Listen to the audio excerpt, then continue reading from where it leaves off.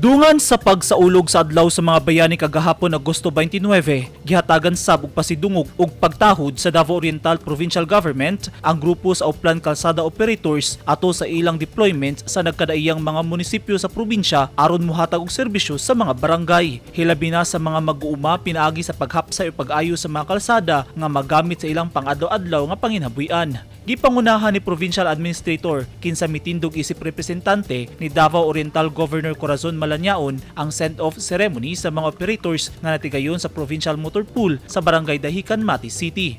Matag team adunay bulldozer, grader, backhoe, loader, dump truck o road roller nga maoy gitahasan nga moayo sa mga kalsada ug pag-rehabilitate sa hinterland barangays nga lisod kaayo ang mga dalan.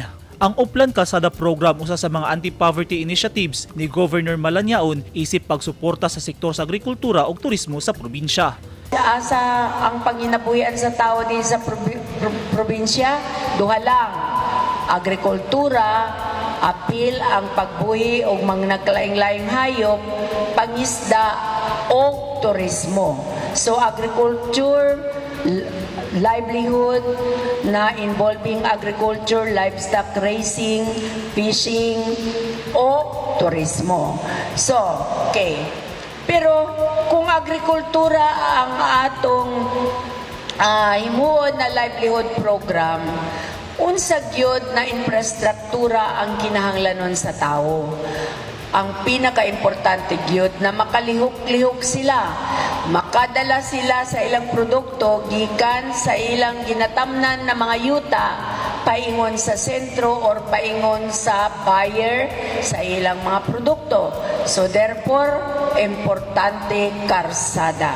Og nakaibalita sa pipila ka barangay na akong giadtuhan, murag dugay-dugay na gyud na wala sila katilaw og repair, rehabilitation sa ilang mga karsada.